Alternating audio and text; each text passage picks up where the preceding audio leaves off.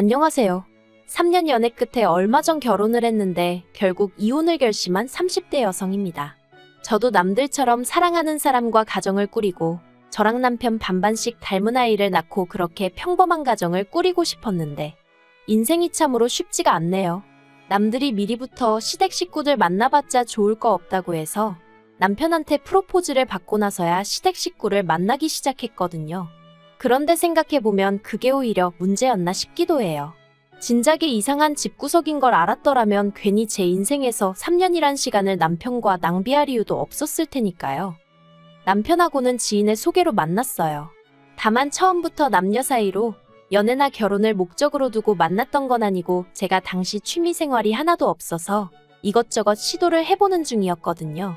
그런데 지인 중 한 사람이 그 얘기를 듣더니 자기가 아는 사람이 사진을 정말 잘 찍는다면서 한번 그 사람한테 배워보는 게 어떻겠냐는 거예요.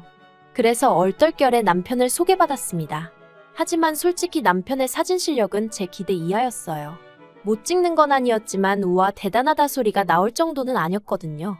그런데 사진 실력과는 별개로 남편하고 말이 잘 통했어요. 소위 쿵짝이 잘 맞았다고 해야 할까요? 그래서 사진을 핑계로 남편이 저에게 먼저 데이트 신청을 했고 저는 못 이기는 척 그런 남편과 약속을 잡았죠. 그리고 2달 이후엔 정식으로 사귀는 사이가 되었고요. 사귀는 동안 서로 가족 이야기를 한다거나 그런 일은 거의 없었어요. 사실 남편이나 저나 직장 생활로 바쁘다 보니 일주일에 한두 번 보는 게 전부였고 그 시간도 그다지 긴 건 아니다 보니 서로에게 집중하기 바빴지. 그 외에 관한 것은 그다지 궁금해하지도 묻지도 않았거든요.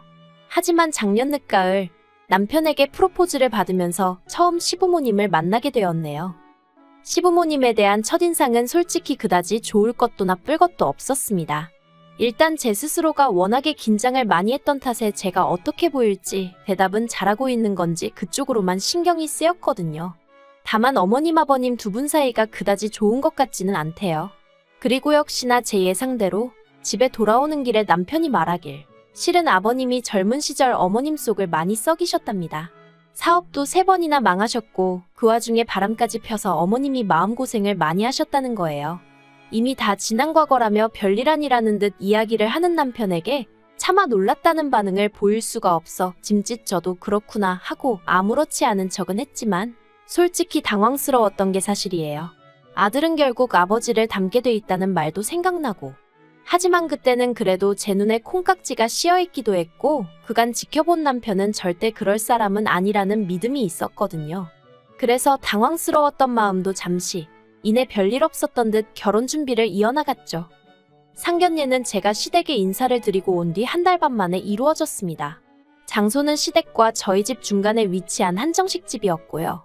원래는 호텔 중식당에서 하려고 했는데 시부모님께서 장소가 저희 집에서 더 가깝다는 이유로 기분 나쁜 티를 내셔서 그냥 중간에 위치한 그저 그런 한정식 집에서 할 수밖에 없었네요. 게다가 상견례가 시작되고 얼마 되지 않아 서로 가벼운 대화가 오가기도 전에 시부모님께서 다짜고짜 저희 집에선 얼마나 지원해 주실 수 있냐고 한 2억쯤 가능하냐고 물으시대요. 어차피 오갔어야 할 대화이긴 했지만 그래도 뭐랄까 별로 보기에도 듣기에도 좋진 않았죠. 아무튼 아버님이 자꾸 2억 이야기를 하셔서 친정아버지가 그럼 우리도 2억을 해주겠다고 그렇게 얘기가 마무리되었어요. 그런데 신혼집을 구하는 과정에서 당혹스러운 일을 겪게 되었습니다. 분명히 상견례 자리에서 먼저 2억 타령을 해대신 아버님께서 말을 바꾸셨거든요.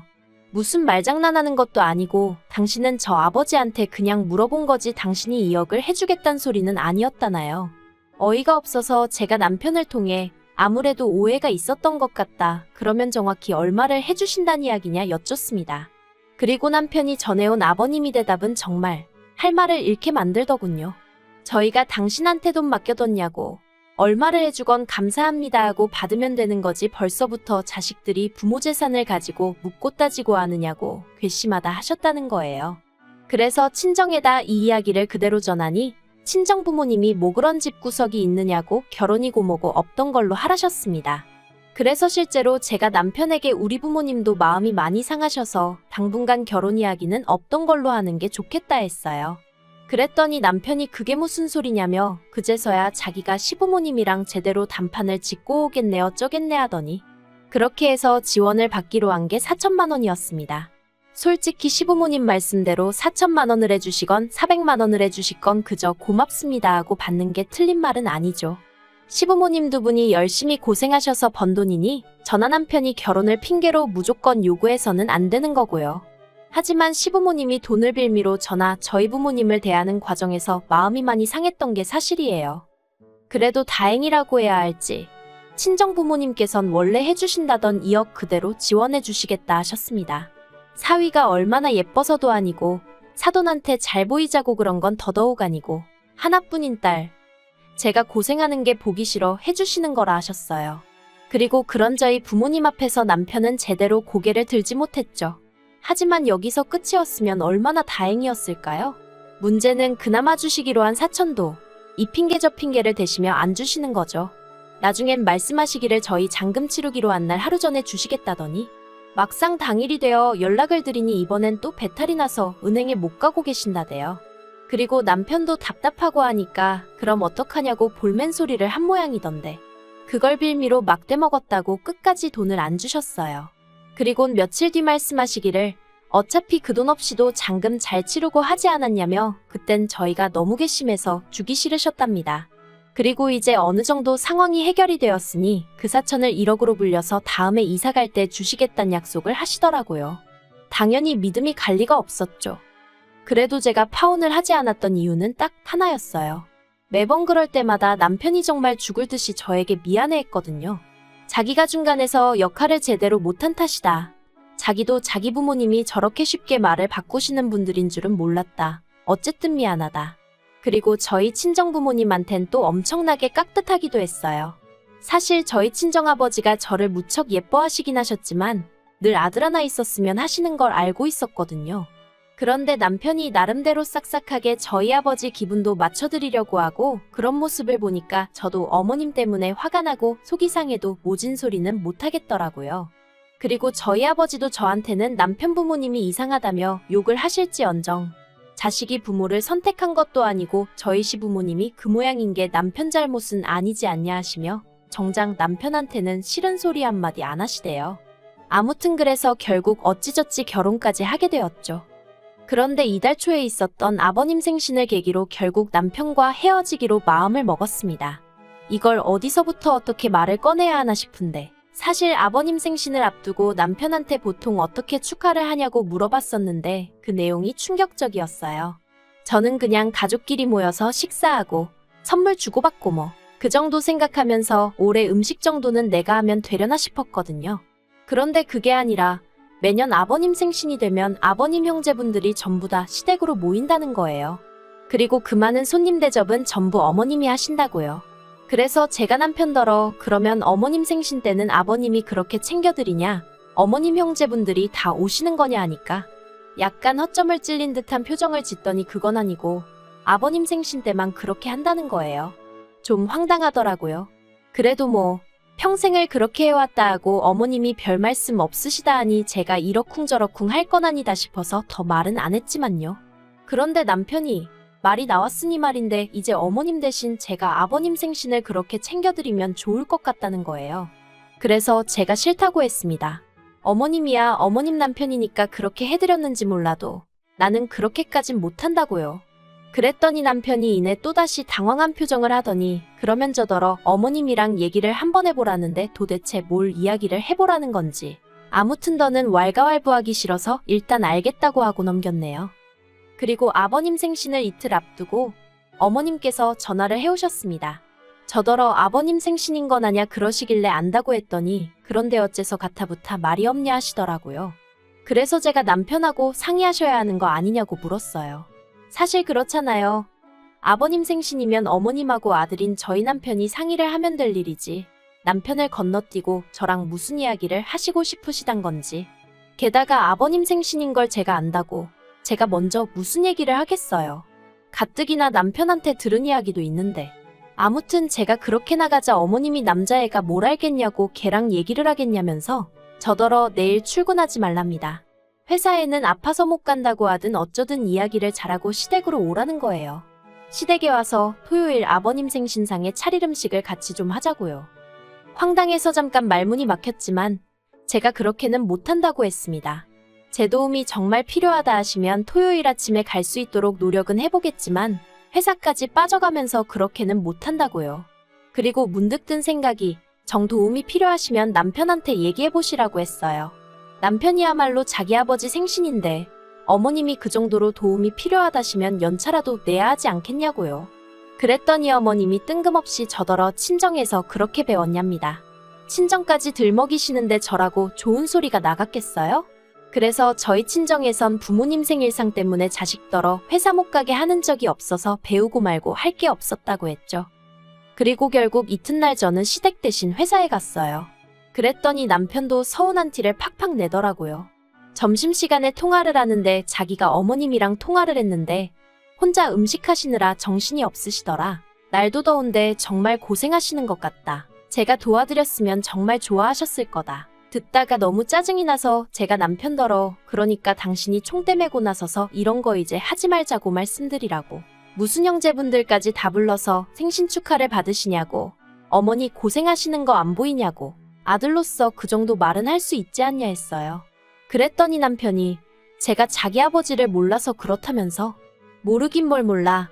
자기가 사업 망하고 바람피고 어머님한테 개차반이라고 다 말해줘 놓고. 물론 그 소리를 입 밖으로 내진 않았지만요. 그리고 아버님 생신당일이었어요. 1시부터 점심 식사라고 하셨지만 그래도 혼자 고생하셨다는 말이 마음에 걸려서 오전 10시쯤 시댁에 도착을 했어요. 그랬더니 어머님이 뭐 이렇게 일찍씩이나 왔냐면서 한껏 빈정거리시대요. 거기서 저도 마음이 많이 상했죠. 그런데 뒤이어 느지막이 기상하신 아버님께서 저를 보시곤 내년부턴 군소리 말고 네가 차려라 하시는 거예요. 그래서 제가 남편을 쳐다봤습니다. 내심 남편이 무슨 말이라도 해주길 바랬거든요. 어제 서로 나눈 얘기도 있었으니까요. 그런데 남편이 자긴 아무것도 모른다는 식으로 먼 산만 보고 있는 게 아니겠어요? 어이가 없어서 아버님한테 저는 못한다고 했습니다. 어머님이야 전업주부시고 아버님 아내니까 이렇게 해주셨는지 몰라도 저는 이렇게 못한다고 대신 생신 때 맛있는 데 모시고 가서 식사 대접하겠다고 했죠. 하지만 이내 말은 똑바로 해놔야지 싶어서 형제분들은 빼고요라고 덧붙였습니다. 까놓고 매해 무슨 잔치 해드릴 일 있나요? 아무튼 저도 마음이 상했지만 저 때문에 어머님 아버님도 마음이 상하신 게 눈에 보이대요. 솔직히 제가 뭘 잘못했다는 생각은 안 들었지만 그래도 어째서인지 죄송스러운 마음이 들긴 했고요. 그래서 그때부턴 나름대로 싹싹하고 빠릿빠릿하게 움직이면서 분위기에 맞춰드리고 있었어요. 그런데 어느덧 아버님 형제분들 오시고 술도 한두 잔 들어가자 아버님이 대뜸 요새 장사치들이 얼마나 돈을 더럽게 버는지 아냐입니다. 장사하는 인간들이 하는 말은 하나 믿을게 못 된다면서 오죽하면 장사꾼 똥은 개도 안 먹는다는 소리를 하시는 거예요. 게다가 뭘 하셨더라.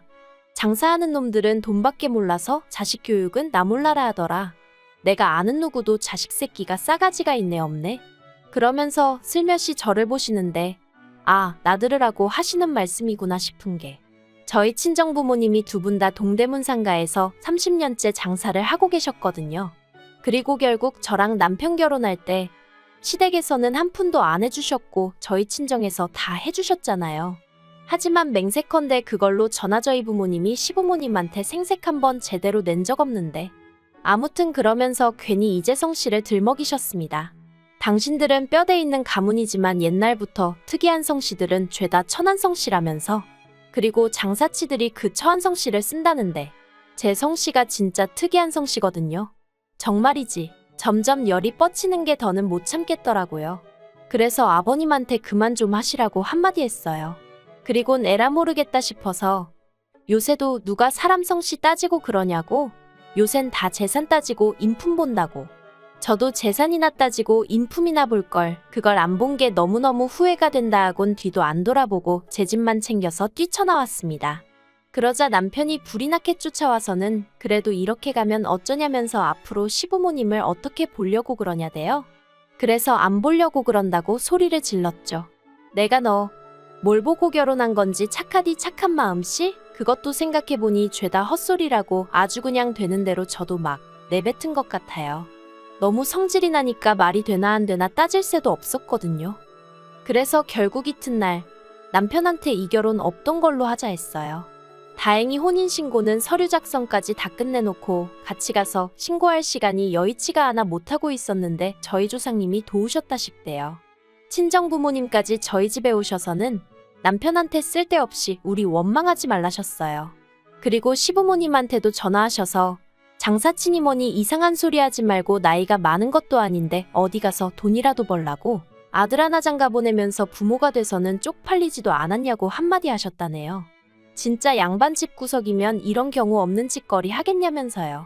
그리고는 뭐 결국 아버님하고 저희 친정아버지하고 서로 쌍욕하시면서 싸우신 것 같은데 저희 친정아버지 표정이 밝으신 걸로 봐서는 제가 걱정할 일은 없는 것 같습니다. 아무튼 이렇게 몇 달 만에 결혼 생활 종치고 나니까 여러 가지로 회의감도 들고 사람들 보기도 민망스럽고 정신이 없네요. 시간이 좀 걸리긴 하겠지만 그래도 더 깊은 수렁으로 빠지기 전에 발을 뺐다는 사실을 떠올리며 힘내서 이 시간도 견뎌봐야겠죠.